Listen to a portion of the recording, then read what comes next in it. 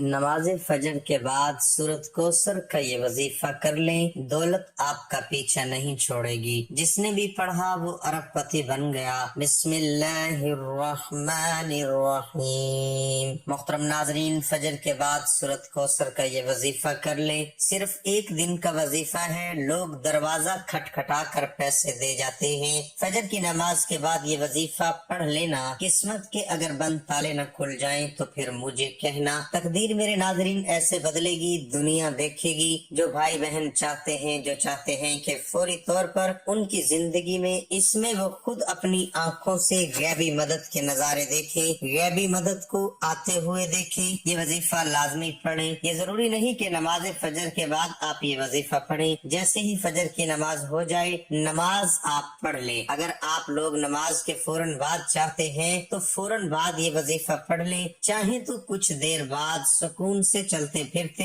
یہ وظیفہ پڑھ لیں۔ کوئی اس میں پابندی نہیں ہے کہ نماز پڑھنے کے فوراً بعد جائے نماز پر بیٹھے بیٹھے یہ وظیفہ پڑھنا ہے۔ وہ بھائی بہن جو اس ویڈیو پر آئے ہیں اپنی پریشانی کو لے کر، جن کو کئی سالوں سے پیسوں کا مسئلہ ہے، دولت کا مسئلہ ہے، وہ تمام میرے بہن بھائی بڑی توجہ سے اس ویڈیو کو ضرور دیکھ لیجئے۔ انشاءاللہ اللہ پاک نے چاہا تو آپ کے رزق، دولت کے، پیسوں کے مسائل فوری طور پر حل ہو جائیں گے۔ آج آپ تمام ناظرین کو سورۃ کوثر کا وہ خاص وظیفہ بتانے لگا ہوں۔ آپ لوگوں کو قسمت ایسے چمک جائے گی کہ آپ لوگ خود مجھے دعائیں دو گے۔ ناظرین، آپ لوگ لازمی اس ویڈیو کو دیکھتے ہوئے جو وظیفہ آپ کو بتانے لگا ہوں، اپنی زندگی میں صرف ایک دن یہ وظیفہ آپ کو پڑھنا ہے۔ پوری زندگی میں یہ وظیفہ آپ کو، یہ نہیں کہ آپ کو روزانہ پڑھنا ہے، چاہے تو آپ پڑھ سکتے ہیں، لیکن یہ عمل جو ہے، یہ وظیفہ آپ کو ایک ہی مرتبہ پڑھنا ہے۔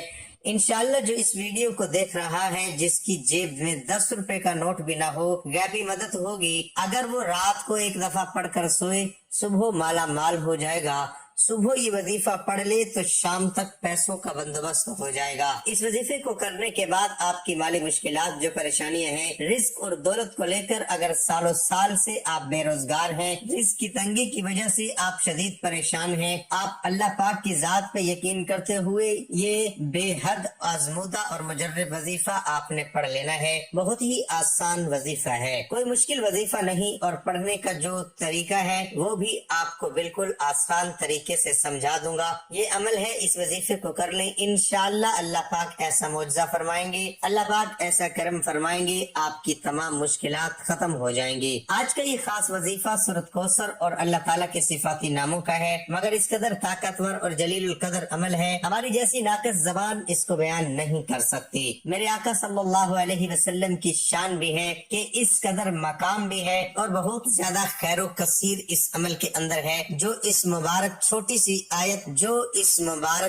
سی 3 آیت کو سورۃ کوثر کو پڑھتا ہے، اس سے دوستی کرتا ہے، وہ مالا مال ہو جاتا ہے، اللہ تعالیٰ اس کو لاکھوں کروڑوں پتی بنا دیتے ہیں۔ یہ اتنا طاقتور ترین عمل ہے، ہم یہ تو نہیں کہہ سکتے کہ ہر انسان پڑھے گا اور ایک رات میں کروڑوں مل جائیں گے، لیکن یہ لاکھوں کروڑوں پتی بنا دینے والا عمل ہے۔ جس انسان کو بھی ہم نے یہ اپنی زندگی میں بتایا، اللہ نے اس کو مال و دولت سے بے حساب رزق عطا فرمایا اور حلال عطا فرمایا۔ اور سب سے بڑی بات یہ ہے کہ اس عمل کے کرنے والے کی اولاد خیر والی، فرما بردار ہوتی ہے۔ میرے بھائیوں، میری بہنوں، اتنا مجرب وظیفہ ہے کہ انشاءاللہ دعائیں دو گے۔ اپنی زندگی میں اس وظیفے کو جب بھی آپ لوگ پڑھنے لگو تو آپ تمام ناظرین اس کے بارے میں کسی کو ذکر مت کرنا، خاموشی سے چپ چاپ یہ وظیفہ پڑھ کے دیکھ لینا۔ یہ سورۃ کوثر کا وظیفہ ہے۔ میرے بھائیوں، میری بہنوں، اکثر تمام دوست احباب اپنی پریشانیوں کا شکوہ کرتے ہیں، اپنی مشکلات کی شکایت کرتے ہو کہ ہمارا یہ مسئلہ ہے، ہمارا وہ مسئلہ ہے، ہماری یہ بندشیں ہیں۔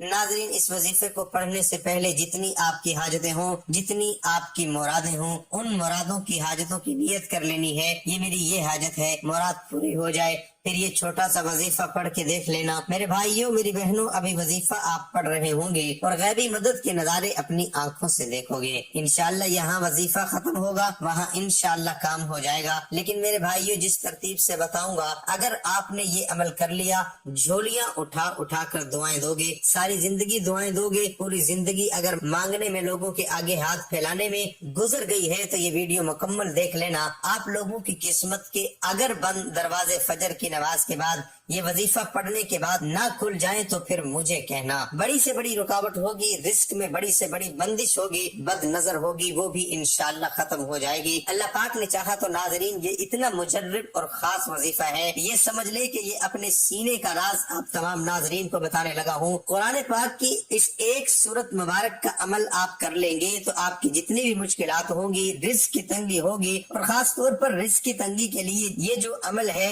یہ بہت زیادہ مجرب ہے۔ اس کو پڑھنے سے اللہ تعالیٰ آپ کی ساری مشکلات ختم کر دیں گے اور آپ کو ایسی ایسی جگہ سے رزق عطا فرمائیں گے جہاں پر آپ کا گمان بھی نہیں جاتا ہوگا۔ آج کل دولت کمانا ہر انسان کا شوق ہے، اور جس کے پاس دولت ہوتی ہے سارے رشتہ دار سارے دوست اسی کے ہوتے ہیں۔ جس انسان کی حالت خراب ہوتی ہے اور اس پر مفلسی اور غریبی ہوتی ہے تو اس پر رشتہ دار بھی ایسی ایسی باتیں کرتے ہیں اور اس کو وہ پروٹوکول یا وہ عزت نہیں ملتی جو پیسے والے کو ملتی ہے۔ حضرت انس بن مالک رضی اللہ عنہ بیان کرتے ہیں کہ میں رسول اللہ صلی اللہ علیہ وسلم کے ساتھ بیٹھا تھا اور ایک آدمی کھڑا نماز پڑھ رہا تھا۔ جب اس نے رکوع اور سجدہ کر لیا اور تشہد بھی پڑھ لیا تو اس نے دعا کی اور اپنی دعا میں کہا، ترجمہ: اے اللہ میں تجھ سے سوال کرتا ہوں اس بنا پر کہ تیرے لیے ہی تعریف ہے، تیرے سوا کوئی حقیقی معبود نہیں، تو بہت احسان کرنے والا ہے، آسمانوں اور زمینوں کو بلا مادہ پیدا کرنے والا ہے، اے بزرگی و عزت والے، اے زندہ و جاوید، اے سب کو قائم رکھنے والے،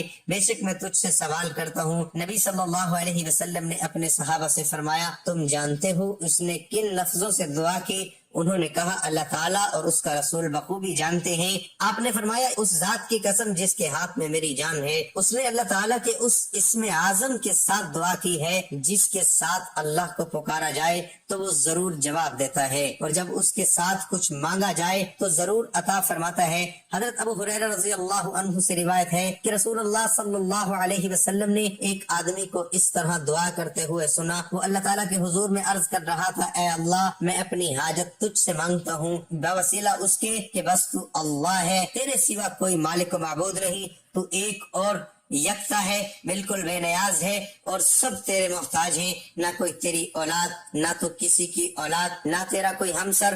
رسول اللہ صلی اللہ علیہ وسلم نے جب اس بندے کو یہ دعا کرتے ہوئے سنا تو آپ نے فرمایا کہ اس بندے نے اللہ کے اس اسم اعظم کے وسیلے سے دعا کی ہے، جب اس کے وسیلے سے اسے مانگا جائے تو وہ دیتا ہے، اور جب اس کے وسیلے سے دعا کی جائے تو وہ قبول کرتا ہے۔ محترم ناظرین، نماز فجر میرے بھائیوں مسجد میں ادا کر لیں، اور میری بہنیں جو ہیں سکون سے گھر میں ادا کر لیں۔ اگر میرے بھائی کسی وجہ سے گھر میں نماز پڑھتے تو پھر وہ ان کا ایک الگ مسئلہ ہے، لیکن کوشش کریں نماز جو ہے وہ مسجد میں بھی آپ لوگ لازمی پڑھا کریں۔ مثال کے طور پر کوئی آپ کا ایسا مسئلہ ہوتا ہے کہ آپ نہیں جا سکتے تو پھر آپ نے گھر میں بھی پڑھی ہے تو گھر میں پڑھنے کے بعد چاہے تو جائے نماز پہ بیٹھے بیٹھے یہ وظیفہ پڑھ لیں، چاہے تو 10-15 منٹ آدھے گھنٹے بعد سکون سے بیٹھ کے یہ وظیفہ ظہر سے پہلے پہلے کر لیں۔ میری بہنیں بھی اس طریقے سے عمل کریں۔ ناظرین اکرام، آپ کو ایک اہم بات بتا دوں کہ اگر اس وظیفے کے ساتھ آپ کوئی دوسرے وظائف بھی پڑھ رہے ہیں وہ بھی کوئی مسئلہ نہیں ہے، پڑھتے رہیے۔ جو وظیفہ پڑھتے ہیں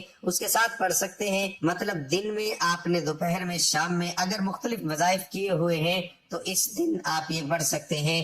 جتنے آپ نے وظائف کیے ہوئے ہیں کوئی پابندی نہیں ہے، چاہے ایک حاجت ہو، چاہے 10 حاجتیں ہوں، چاہے وہ 100 حاجتیں ہوں، جتنی بھی آپ کی حاجتیں ہوں ان کی نیت کر لیں۔ مثال کے طور پر آپ کو ذاتی مکان چاہیے تو یہ نیت کر لیں کہ مجھے ذاتی مکان مل جائے، میں اس کے لیے یہ وظیفہ کر رہا ہوں۔ اگر آپ کو کوئی بڑی رقم چاہیے، نیت کر لیں کہ مجھے کوئی رقم مل جائے، میں اس کے لیے وظیفہ پڑھ رہا ہوں یا پڑھ رہی ہوں۔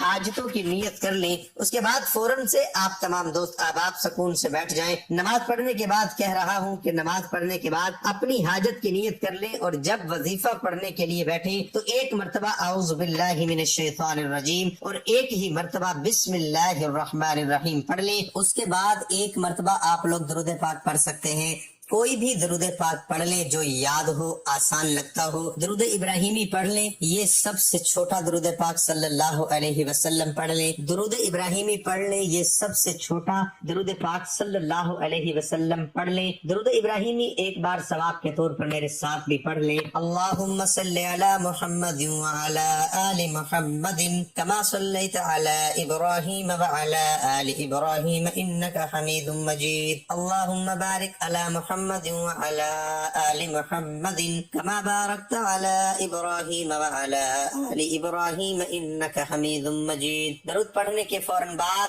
اب میرے بھائیوں میری بہنوں ایک گزارش کر رہا ہوں کہ اگر اپنی پریشانیوں کو ختم کرنا چاہتے ہو تو 1 سیکنڈ کی بھی ویڈیو آپ لوگ آگے نہ کیجیے گا، یہ ایک آپ لوگوں سے گزارش ہے، سمجھ لیں۔ پھر آپ لوگ خود کمنٹ کرتے ہو یہ وظیفہ سمجھ نہیں آ رہا کہ کتنی بار پڑھنا ہے، کتنی دفعہ پڑھنا ہے، کتنے دن پڑھنا ہے۔ 1 دن کا عمل ہے، فجر کے بعد پڑھنا ہے، جگہ کی پابندی نہیں ہے۔